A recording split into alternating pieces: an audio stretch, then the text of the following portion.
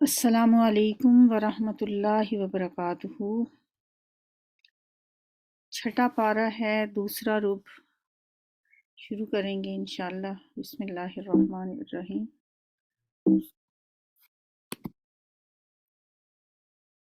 سورۃ المائدہ کا آغاز کرنا ہے۔ اس سے پہلے ہم نے سورہ فاتحہ کے بعد 3 مدنی صورتیں پڑھی ہیں، اور یہ بھی مدنی صورت ہے۔ 4 مدنی صورتیں بہت اہمیت کی حامل اور بڑی بڑی صورتیں تھیں۔ یہ صورت بھی صورت پچھلی جو تھی سورہ نساء کا جوڑا ہے، جس طرح سورہ بقرہ اور سورہ آل عمران دونوں کا جوڑے کا تعلق تھا، اسی طرح سے سورہ نساء اور سورہ مائدہ کا جوڑا ہے۔ سورہ مائدہ کا نزولی نمبر 112 ہے، یعنی یہ نبی صلی اللہ علیہ وسلم کی مدنی زندگی کے تقریباً آخری دور میں نازل ہوئی ہے سورت، جیسا کہ اس کے اندر وہ آیت بھی ہے جو حجۃ الوداع کے موقع پہ عرفہ کے دن نازل ہوئی، الیوم اکملت لکم دینکم۔ اس سے بھی پتہ چلتا ہے کہ یہ سورت بالکل آخری دور کی سورت ہے۔ اس میں 120 آیات ہیں، 16 رکوع ہیں۔ جیسا کہ نام سے پتہ چلتا ہے کہ اس کا نام جو ہے، مائدہ کا مطلب ہوتا ہے دسترخوان، چونکہ اس میں دسترخوان کا تذکرہ ہے۔ سورت آیت نمبر 112 سے 115 تک خوان کی بات ہے جو دعا بھی مانگی گئی ہے، تو اس لیے اسے سورۃ المائدہ کہا جاتا ہے۔ اس سورت میں حلال و حرام کے احکام ہیں، اور اس میں کچھ قصے بھی بیان کیے گئے ہیں، اور اس سورت میں حرمت اور حلت کے احکامات بھی ہیں۔ یہ چاروں صورتیں جو ہیں نا، دراصل ان میں ایک تو اہل کتاب سے خطاب ہے، دوسرے اس میں اسلام کے احکامات شریعت کے وہ بیان کیے گئے ہیں۔ آغاز کرتے ہیں سورت کا۔ بسم اللہ الرحمن الرحیم۔ یا ایہا الذین آمنوا اوفوا بالعقود۔ پہلی ہی آیت جو ہے بڑی زوردار ہے۔ اے ایمان والو، عہدوں کی پابندی کرو، بندشوں کی پابندی کرو۔ عقود، عقد کس کو کہتے ہیں؟ وعدوں کو، عہدوں کو، بندشوں کو۔ ہماری پوری زندگی جو ہے، چاہے وہ معاشرتی ہو یا معاشی ہو، سیاسی ہو، ہر ایک جگہ پہ ہمیں وعدے، عہد اور عقود نظر آتے ہیں۔ معاشرتی زندگی کا تو آغاز ہی عقد سے ہوتا ہے۔ مرد اور عورت کے درمیان ایک معاہدہ، ایک عہد ہوتا ہے، جس پر پوری زندگی اور پوری خاندانی زندگی بلکہ معاشرتی زندگی بیس کرتی ہے۔ پھر معاشی زندگی کی طرف جائیں تو تجارتی معاملات وہ بھی عہد و پیمان کے محتاج ہوتے ہیں۔ سیاسی زندگی میں دیکھیں تو ملکوں کے درمیان وعدے اور عہد قائم کیے جاتے ہیں، اور انسان نے ایک اللہ کے ساتھ بھی عہد کیا ہے، جسے ہم عہد الست کہتے ہیں، وہ بھی پورا کرنا ہمارے لیے بہت ضروری ہے۔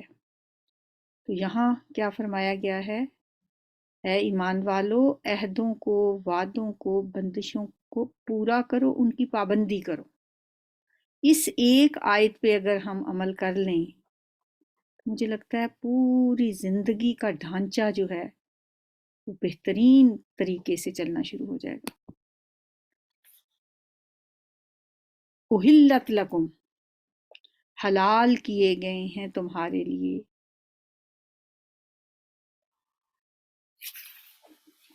بہیمۃ الانعام، مویشی قسم کے جانور، الا ما یتلا علیکم غیر محل الصید وانتم حرم،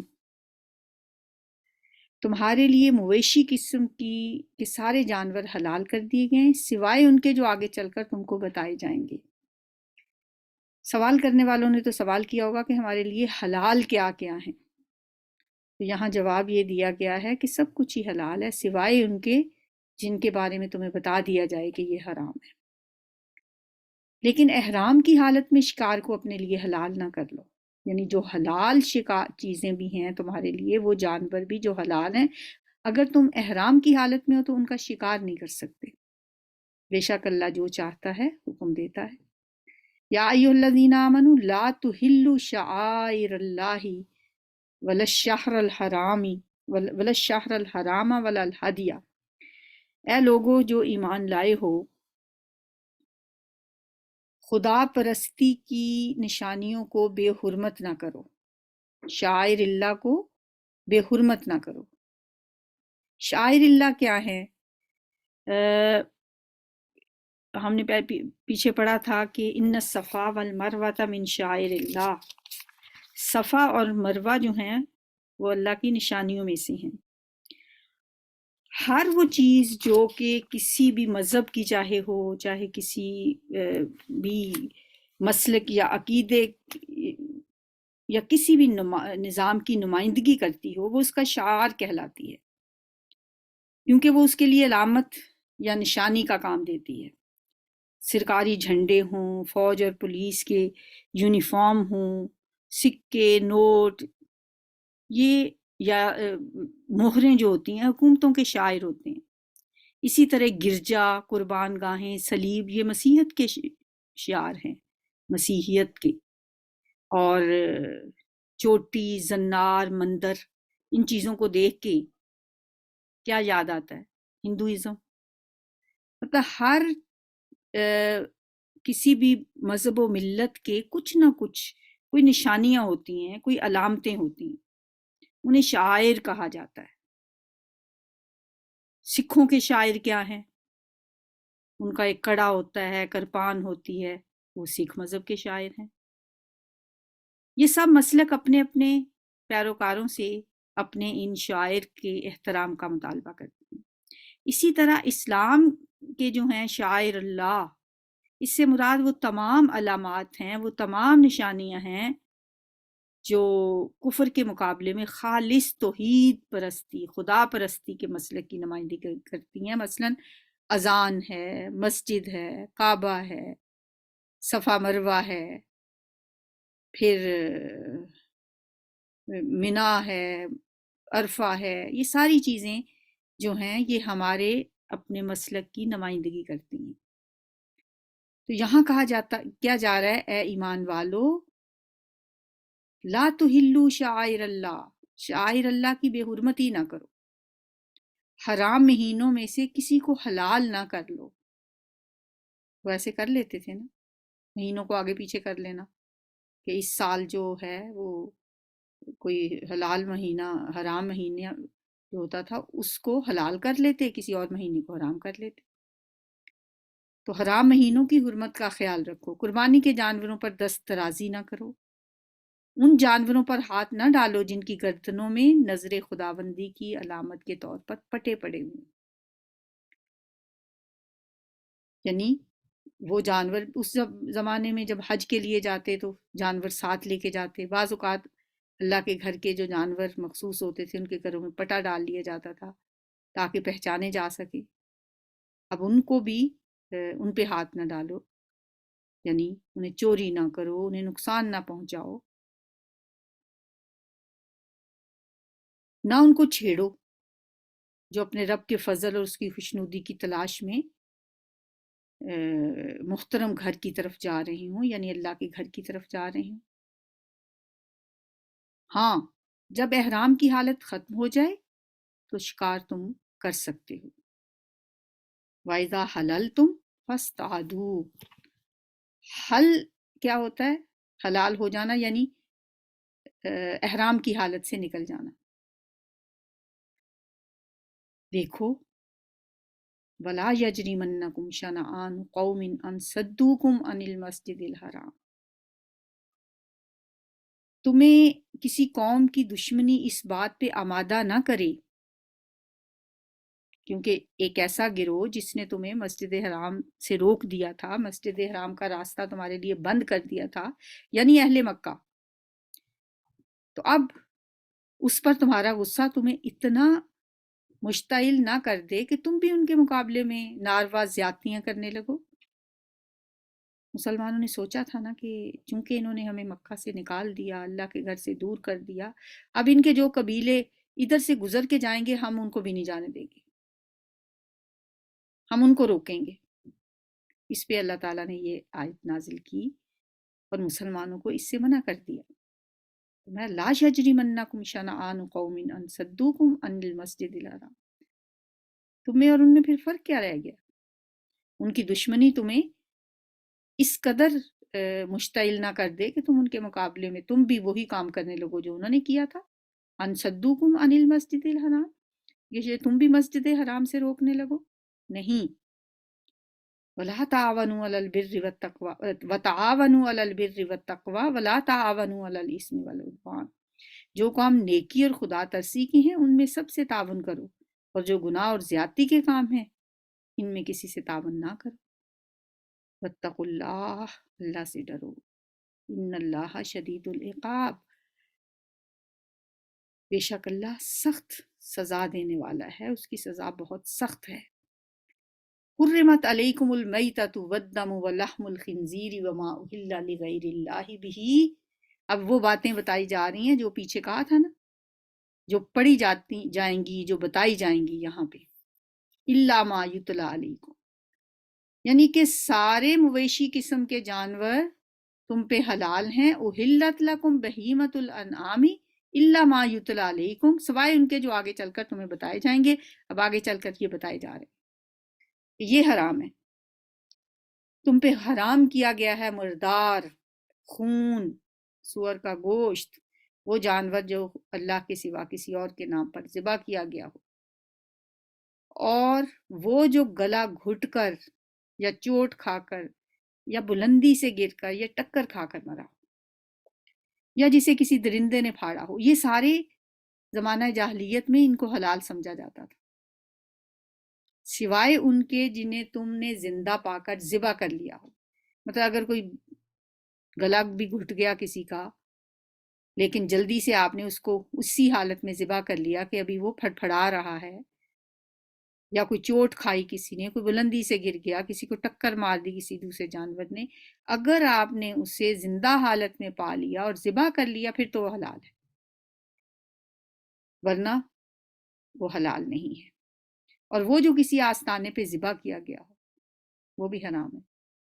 وما ذبیح علی النصب، نصب کہتے ہیں وہ جگہ جو انہوں نے اپنے بتوں کے قریب ایسی بنائی ہوتی تھی جس پہ بتوں کے نام پہ جانور ذبح کیے جاتے تھے۔ وَأَن تَسْتَقْسِمُوا بِالْأَزْلَامِ، یہ بھی تمہارے لیے ناجائز ہے کہ پانسوں کے ذریعے سے اپنی قسمت معلوم کرو۔ آج کل ہر قسم کی جو لاٹری ہے یا جو پرائز بانڈ ہیں وہ سب اسی میں آتے ہیں، یہ سب فسق کے کام ہیں، ذالکم فسق، نافرمانی کے، گناہ کے کام ہیں۔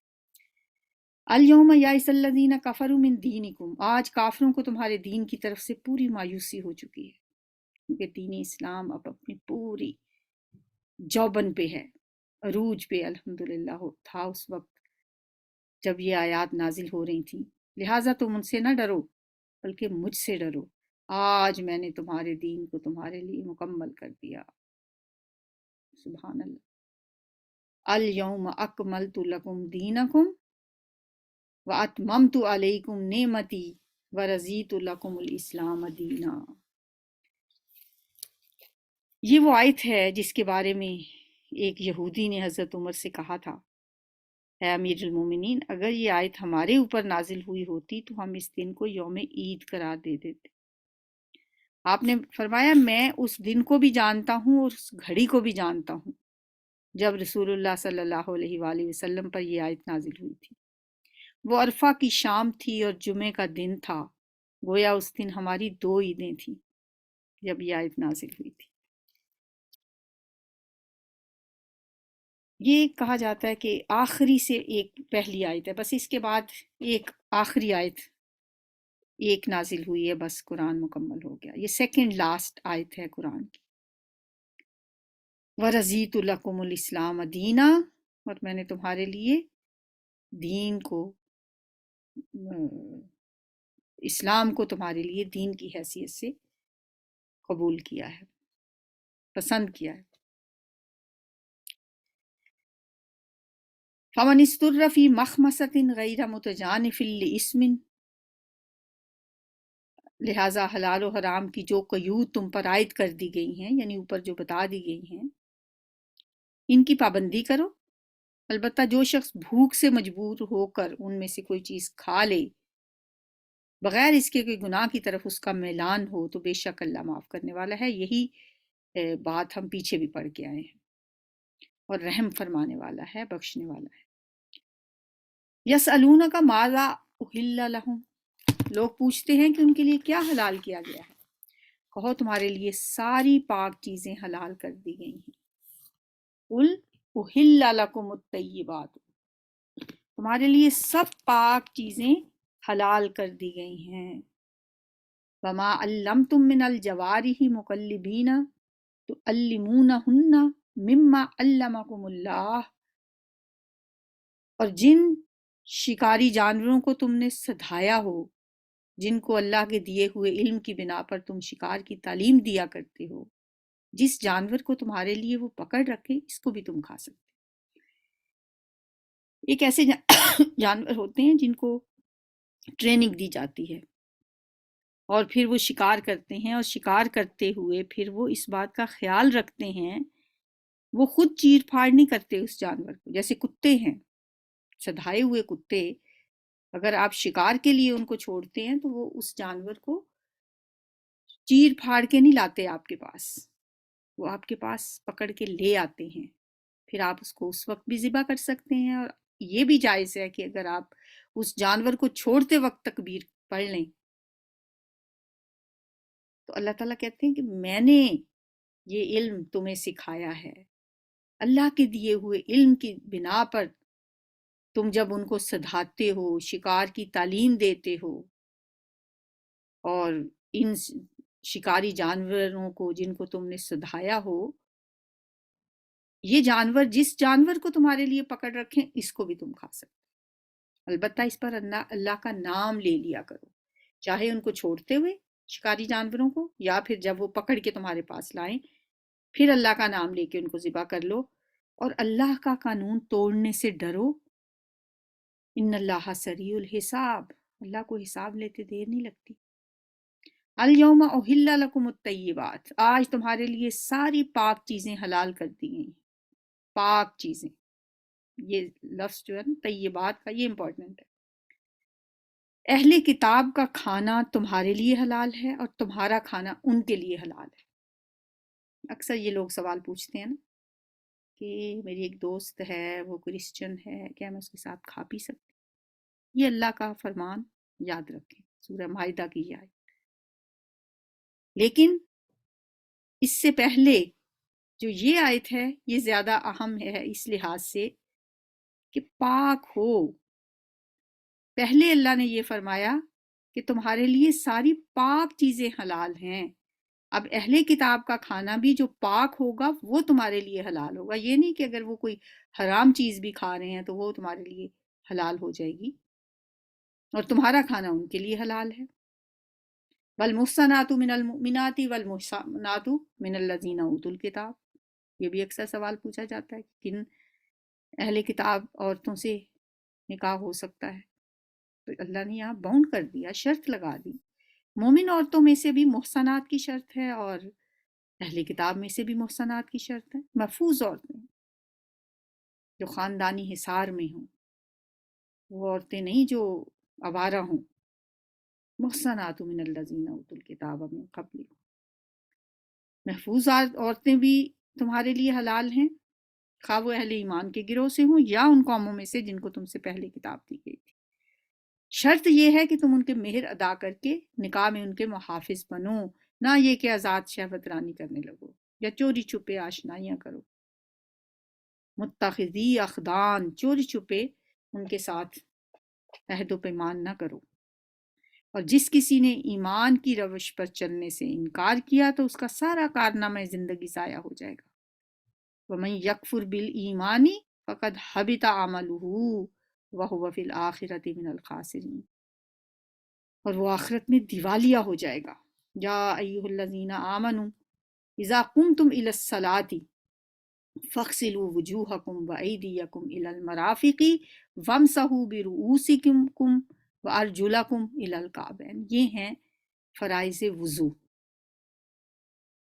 وضو کے لیے بس یہ 4 چیزیں جو ہیں یہ فرض کے درجے میں ہیں۔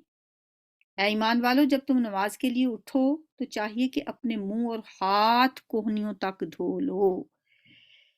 پہلا فرض کیا ہوا جی؟ پھر منہ دھونا اور ہاتھ دھونا کوہنیوں تک، ہاتھوں سے لے کے کوہنیوں تک دھونا۔ ہاتھ بھی آ گئے، کوہنیوں تک بازو بھی آ گئے اور منہ بھی آ گیا۔ سروں پر ہاتھ پھیر لو، سر کا مسح ہو گیا، اور پاؤں ٹخنوں تک دھو لیا کرو۔ یہ 4 چیزیں ہو گئیں۔ اب نبی صلی اللہ علیہ وآلہ وسلم نے جو طریقہ بتایا سمجھایا، اس کی روح سے منہ دھونے میں کلی اور ناک میں پانی ڈالنا بھی شامل ہے۔ منہ کے اندر جب منہ دھویا جائے گا تو اس میں کلی بھی ہے اور ناک میں پانی ڈالنا بھی۔ اور جب سر کا مسح ہوگا تو سر کا مسح کرتے ہوئے کان اس میں شامل ہیں کہ کانوں کے اندر باہر اس کی لوؤں تک ہاتھ پھیرنا۔ کانوں کا مسح ہو گیا، سر کا مسح ہو گیا۔ گردن کے مسح جو ہے وہ مسنون نہیں ہے۔ اور پھر پاؤں ٹخنوں تک دھو لیا کرو، یہ فرائض ہیں۔ پھر سنتوں میں وہ سب چیزیں آتی ہیں کہ ہر عضو کو 3 بار دھونا، وہ سنت ہے۔ پھر کچھ چیزیں مستحب بھی ہیں وضو میں، کہ وضو بیٹھ کے کیا جائے، چھینٹے نہ پڑیں۔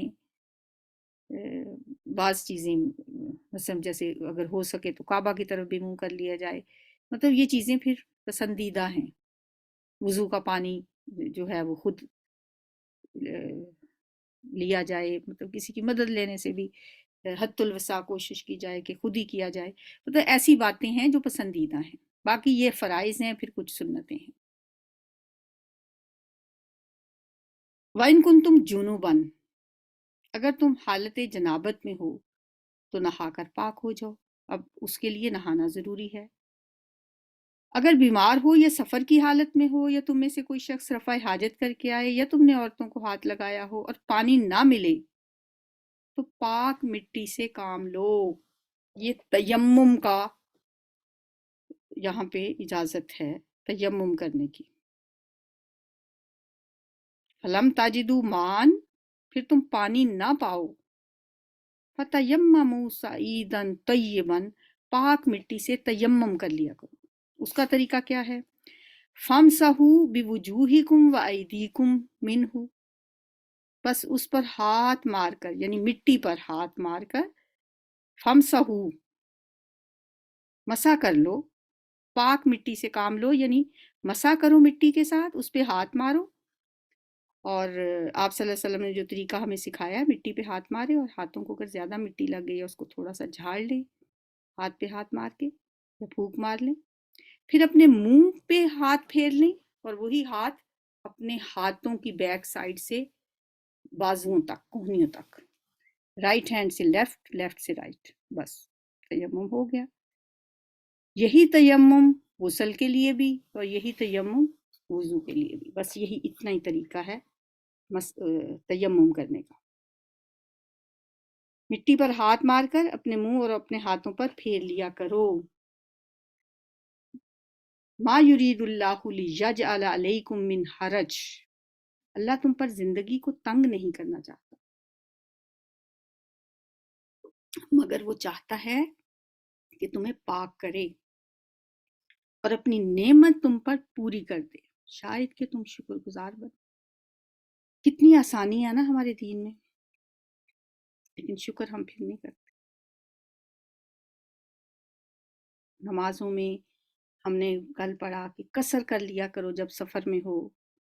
یہاں اب آ گیا کہ اگر پانی دستیاب نہیں ہے تو بھی تیمم، آپ بیمار ہیں پانی استعمال کر کے بیماری بڑھنے کا خدشہ ہے تو بھی تیمم کر سکتے ہیں، اگر بہت شدید سردی ہے، کوئی بوڑھا شخص ہے، اس کے لیے ممکن نہیں ہے کہ وہ، اور ٹھنڈا پانی ہے، پانی گرم کا بھی انتظام ہے، تو اس کے لیے بھی یہ آسانی ہے کہ وہ تیمم کر لے۔ وَاذْكُرُوا نِعْمَتَ اللَّهِ عَلَيْكُمْ، اللہ نے جو نعمت تمہیں دی ہے اس کا خیال رکھو، اس پختہ عہد و پیمان کو نہ بھولو جو اس نے تم سے لیا ہے، یعنی تمہارا یہ قول کہ ہم نے سنا اور اطاعت کی۔ اللہ سے ڈرو، اللہ دلوں کے راز تک جانتا ہے۔ یہ ایک میثاق ہے، ایک عہد ہے جو ہم کہتے ہیں سمینا و اطعنا، ہم نے سن لیا اور ہم نے مان لیا۔ سورہ بقرہ کی آخری آیات ہم رات کو پڑھتے ہیں، اس میں بھی کہتے ہیں نا سمینا و اطعنا، ہم نے سن لیا اور مان لیا۔ یہ بھی تو ایک اللہ کے ساتھ عہد ہی ہے نا، پھر اس کو پورا بھی کرو۔ اللہ سے ڈرتے رہو، وہ دلوں کے راز تک جانتا ہے، علیم بذات الصدور ہے۔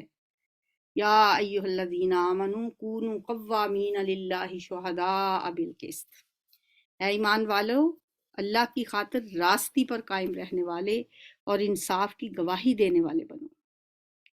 کونوا قوامین للہ شہداء بالقسط، کسی گروہ کی دشمنی تمہیں اتنا مشتعل نہ کر دے کہ انصاف سے پھر جاؤ۔ عدل کرو، یہ خدا ترسی سے زیادہ مناسبت رکھتا ہے۔ اللہ سے ڈر کر کام کرتے رہو، جو کچھ تم کرتے ہو اللہ اس سے پوری طرح باخبر ہے۔ وعد اللہ الذین آمنوا وعملوا الصالحات لہم مغفرۃ واجر عظیم، جو لوگ ایمان لائیں اور نیک عمل کریں اللہ نے ان سے وعدہ کیا ہے ان کی خطاؤں سے درگزر کیا جائے گا اور انہیں بڑا اجر ملے گا۔ رہے وہ لوگ جو کفر کریں اور اللہ کی آیات کو جھٹلائیں تو وہ دوزخ میں جانے والے ہیں۔ اللہم لا تجعلنا منہم۔ یا ایھا الذین آمنوا اذکروا نعمت اللہ علیکم، اے لوگو جو ایمان لائے ہو اللہ کے اس احسان کو یاد کرو جو اس نے ابھی حال ہی میں تم پر کیا ہے، جبکہ ایک گروہ نے تم پر دست درازی کا ارادہ کر لیا تھا مگر اللہ نے ان کے ہاتھ تم پر اٹھنے سے روک دیے۔ اللہ سے ڈر کر کام کرتے رہو، ایمان رکھنے والوں کو اللہ ہی پر بھروسہ کرنا چاہیے۔ فَلْيَتَوَكَّلِ الْمُؤْمِنُونَ، جو اس واقعے کی طرف اشارہ ہے جس میں حضرت عبداللہ ابن عباس بیان کرتے ہیں کہ ایک دفعہ یہودیوں نے نبی صلی اللہ علیہ وآلہ وسلم کی اور آپ کے کچھ صحابہ کی دعوت کی، اور اس میں ان کا پلان یہ تھا کہ جب آپ سب وہاں پہ حاضر ہوں تو ان پہ یک بہرگی حملہ کر دیا جائے اور انہیں نقصان پہنچایا جائے گا، لیکن اللہ تعالیٰ نے آپ کو بر وقت مطلع کر دیا اور آپ اس دعوت پہ جانے سے رک گئے، پھر آپ نہیں گئے۔ تو یہ اس کی طرف اشارہ کیا جا رہا ہے کہ اللہ تعالیٰ نے تم پر احسان کیا۔ یہ وَلَقَدْ أَخَذَ اللَّهُ مِيثَاقَ بَنِي إِسْرَائِيلَ، اللہ نے بنی اسرائیل سے پختہ عہد لیا تھا اور انہیں 12 نقیب مقرر کیے تھے اور ان سے کہا تھا کہ میں تمہارے ساتھ ہوں اگر تم نے نماز قائم رکھی اور زکوٰۃ دی اور میرے رسولوں کو مانا اور ان کی مدد کی اور اپنے خدا کو اچھا قرض دیتے رہے، تو یقین رکھو کہ میں تمہاری برائیاں تم سے دور کر دوں گا اور تمہیں ایسے باغوں میں داخل کروں گا جن کے نیچے نہریں بہتی ہوں گی۔ مگر اس کے بعد جس نے تم میں سے کفر کی روش اختیار کی تو در حقیقت اس نے سواء السبیل گم کر دی، یعنی سیدھے رستے سے وہ بھٹک گیا۔ فَبِمَا نَقْضِهِمْ مِيثَاقَهُمْ، پھر یہ ان کا اپنے عہد کو توڑ ڈالنا تھا جس کی وجہ سے ہم نے ان کو اپنی رحمت سے دور پھینک دیا اور ان کے دل سخت کر دیے۔ وَجَعَلْنَا قُلُوبَهُمْ قَاسِيَةً، اب ان کا حال یہ ہے کہ الفاظ کا الٹ پھیر کر کے بات کو کہیں سے کہیں لے جاتے ہیں، جو تعلیم انہیں دی گئی تھی اس کا بڑا حصہ بھول چکے ہیں اور آئے دن آپ کو ان کی کسی نہ کسی خیانت کا پتہ چلتا رہتا ہے۔ ان میں سے بہت کم لوگ اس عیب سے بچے ہوئے ہیں۔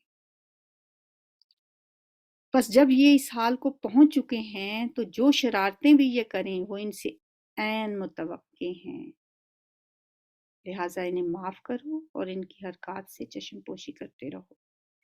اللہ ان لوگوں کو پسند کرتا ہے جو احسان کی روش اختیار کرتے ہیں۔ اس میں ہمارے لیے کیا سبق ہے کہ جب دوسرے انسانوں کے ساتھ ہم معاشرے میں رہتے ہیں نا، ہر انسان اپنی اپنی طبیعت اور اپنے اپنی نیچر، اپنے اپنے طریقے سے چلتا ہے، ان میں خامیاں بھی ہیں، خرابیاں بھی ہیں، خیانتیں بھی ہیں، ان کے اندر بدعہدیاں بھی ہیں، ہر طرح کے لوگ پائے جاتے ہیں۔ تو ہمیں کیا کرنا چاہیے؟ وہی جو نبی صلی اللہ علیہ وسلم کو اللہ تعالیٰ نے یہاں پہ ہدایت دی کہ ان میں سے یہود کی خیانتوں کا بھی آپ کو پتہ چلتا رہے گا، مطلب یہ عیب ان میں پائے جاتے ہیں، یہ شرارتیں ایسی کرتے رہیں گے۔ آپ ان کے ساتھ نمٹنے کے لیے یہ دو ہتھیار استعمال کریں، فاعف عنہم واصفح، انہیں معاف کر دیں اور اگنور کریں ان کی حرکتوں، چشم پوشی کرتے رہیں۔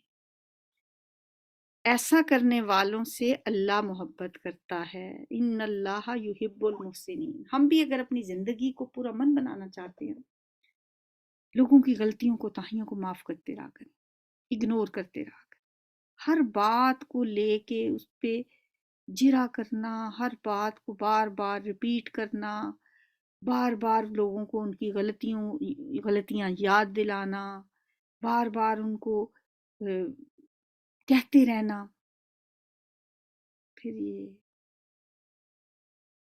یہ محسنین والی صفت نہیں ہے۔ محسنین کو اللہ نے یہی ہتھیار دیا ہے، معاف کرتے جاؤ، درگزر کرو، اگنور کرو، مٹی پاؤ۔ لیکن لگتا ہے اب ہمارے پاس مٹی بھی ختم ہو گئی، اب ہم کوئی بھی بات ہو اسے چھوڑتے نہیں ہیں۔ اکثر یہ ہوتا ہے نا، ہم کسی کو معاف کر دیں، درگزر کریں، پھر ہم چاہتے ہیں کہ اب ہم اس کو جتائیں بھی، دیکھو وہ تمہاری بات میں نے اس کا تذکرہ نہیں کیا، میں نے کسی کو نہیں بتایا۔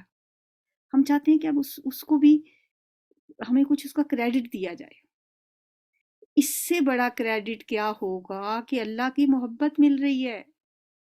یہ آیت لکھ لیں اپنے دلوں پہ، اگر ہم کسی کو معاف کریں گے ہمیں کیا ملے گا؟ ان اللہ یحب المحسنین، اللہ کی محبت ملے گی۔ اللہ محبت کرتا ہے ایسے محسنوں سے۔ اسی طرح ہم نے ان لوگوں سے بھی پختہ عہد لیا جنہوں نے کہا تھا ہم نصارہ ہیں، مگر ان کو بھی جو سبق یاد کرایا گیا تھا اس کا ایک بڑا حصہ انہوں نے بھلا دیا۔ آخر کار ہم نے ان کے درمیان قیامت تک کے لیے دشمنی اور آپس کے بغض و عناد کا بیج بو دیا، اور ضرور ایک وقت ایسا آئے گا جب اللہ انہیں بتائے گا کہ وہ دنیا میں کیا بناتے رہے ہیں۔ اے اہل کتاب، ہمارا رسول تمہارے پاس آ گیا ہے جو کتاب الہی کی بہت سی ان باتوں کو تمہارے سامنے کھول رہا ہے جن پر تم پردہ ڈالا کرتے تھے، اور بہت سی باتوں سے درگزر بھی کر جاتا ہے۔ کچھ تو وہ باتیں جو تم نے چھپائی ہوئی تھی کھول دی ہیں جن کی ضرورت تھی، لیکن کچھ ایسی باتیں بھی ہیں کہ جن کو کھولنے کی بھی ضرورت نہیں تھی، ان پہ پردہ ہی پڑا رہا۔ تمہارے پاس اللہ کی طرف سے روشنی آ گئی ہے، اور ایک ایسی حق نما کتاب جس کے ذریعے سے اللہ تعالیٰ ان لوگوں کو جو اس کی رضا کے طالب ہیں سلامتی کے طریقے بتاتا ہے، سبل السلام، اور اپنے اذن سے ان کو اندھیروں سے نکال کر اجالے کی طرف لاتا ہے۔ وَيُخْرِجُهُم مِّنَ الظُّلُمَاتِ إِلَى النُّورِ بِإِذْنِهِ وَيَهْدِيهِمْ إِلَى صِرَاطٍ مُّسْتَقِيمٍ، اور سیدھے رستے کی طرف ان کی رہنمائی کرتا ہے۔ یقیناً کفر کیا ان لوگوں نے جنہوں نے کہا کہ مسیح ابن مریم ہی خدا ہے۔ اے نبی ان سے کہو کہ اگر خدا مسیح ابن مریم کو اور اس کی ماں اور تمام زمین والوں کو ہلاک کر دینا چاہے تو کس کی مجال ہے کہ اس کو اس ارادے سے باز رکھ سکے؟ اللہ تو زمین اور آسمانوں کا اور ان سب چیزوں کا مالک ہے جو زمین اور آسمانوں کے درمیان پائی جاتی ہیں۔ جو کچھ چاہتا ہے وہ پیدا کرتا ہے۔ یعنی اگر اس نے عیسیٰ علیہ السلام کو بغیر باپ کے پیدا کیا ہے تو یہ اس بات کی دلیل نہیں ہو گئی کہ اب آپ اس کو خدائی کے درجے تک پہنچا دیں۔ یخلق ما یشاء واللہ علی کل شیء قدیر، وہ ہر چیز پہ قادر ہے۔ وقالت الیہود والنصارى نحن ابناء اللہ واحباؤہ، یہود اور نصارہ کہتے ہیں کہ ہم اللہ کے بیٹے ہیں اور اس کے بہت چہیتے ہیں۔ ان سے پوچھو پھر وہ تمہارے گناہوں پر تمہیں سزا کیوں دیتا ہے؟ दरअसल तुम भी वैसे ही इंसान हो जैसे और इंसान उसने पैदा किए हैं। वो जिसे चाहता है माफ़ करता है और जिसे चाहता है सज़ा देता है। ज़मीन व आसमान और उनकी सारी मौजूदात उसकी मिल्क में हैं और उसी की तरफ सबको जाना है। या अहलल किताब क़द जाअकुम रसूलुना युबय्यिनु लकुम अला फ़तरतिम मिनर रुसुली। अहले किताब, हमारा ये रसूल ऐसे वक्त में तुम्हारे पास आया है और दीन की वाज़ेह तालीम तुम्हें दे रहा है जबकि रसूलों की आमद का सिलसिला एक मुद्दत से बंद था। फ़तरत रसूल का ज़माना था। हज़रत ईसा अलैहिस्सलाम से लेकर नबी सल्लल्लाहु अलैहि वसल्लम तक 571 साल हो गए थे। 571 में आप पैदा हुए हैं। इतनी 6 सदियां होने वाली थी कि कोई रसूल नहीं आया था। ये ऐसे वक्त में हमने रसूल सल्लल्लाहु अलैहि वसल्लम को भेजा ताकि तुम ये ना कह सको कि हमारे पास कोई बशारत देने वाला और डराने वाला नहीं आया। तो देखो, अब वो बशारत देने वाला और डराने वाला आ गया और अल्लाह हर चीज़ पर कादिर है। याद करो जब मूसा अलैहिस्सलाम ने अपनी कौम से कहा था कि ऐ मेरी कौम के लोगों, अल्लाह की उस नेमत का ख्याल करो जो उसने तुम्हें अता की थी। उसने तुम में नबी पैदा किए, तुम्हें फरमारवा बनाया, तुम्हें वो कुछ दिया जो दुनिया में किसी को न दिया था। ऐ बरादरान कौम, उस मुकद्दस सरजमीन में दाखिल हो जाओ जो अल्लाह ने तुम्हारे लिए लिख दी है, यानी फ़लस्तीन की ज़मीन। पीछे ना हटो वरना नाकाम और नामुराद लौटोगे। उन्होंने जवाब दिया, ए मूसा, वहाँ तो बड़े ज़बरदस्त लोग रहते हैं, यानी अमालका की कौम थी, बड़ी जाबिर कौम थी वो। हम वहाँ हरगिज़ न जाएंगे जब तक वो वहाँ से निकल न जाएं। हाँ, अगर वो निकल गए तो हम दाखिल होने को तैयार हैं। उन डरने वालों में 2 शख्स ऐसे भी थे जिनको अल्लाह ने अपनी नेमत से नवाजा था। उन्होंने कहा, इन जब्बारों के मुकाबले में दरवाजे के अंदर घुस जाओ, जब तुम अंदर पहुंच जाओगे तो तुम ही गालिब रहोगे। अल्लाह पर भरोसा रखो अगर तुम मोमिन हो। ये 2 लोग कौन थे? एक तो हज़रत मूसा अलैहिस्सलाम के बाद जो उनके खलीफा बने थे यूशा बिन नून, और एक हज़रत गालिब, 2 लोग थे। लेकिन उन्होंने फिर यही कहा कि ए मूसा, हम तो वहाँ कभी ना जाएंगे जब तक वो वहाँ मौजूद हैं। बस तुम और तुम्हारा रब दोनों जाओ और लड़ो, हम यहाँ बैठे हैं। इस पर मूसा ने कहा, ए मेरे रब, मेरे इख्तियार में कोई नहीं मगर ये मेरी अपनी ज़ात या मेरा भाई। बस तू हमें इन नाफरमान लोगों से अलग कर दे। अल्लाह ने जवाब दिया, अच्छा तो वो मुल्क 40 साल तक इन पर हराम है। ये ज़मीन में मारे मारे फिरेंगे। इन नाफरमानों की हालत पर हरगिज़ तरस ना खाओ। फला तासा अलल कौमिल फासिकीन। इन फासिक लोगों पे हरगिज़ तरस ना खाना। 40 साल के लिए वो ज़मीन इन पे हराम कर दी गई है। फिर ये वादिये तीह में वाकई 40 साल तक हैरान और परेशान फिरते रहे। सुबहानक अल्लाहुम्मा व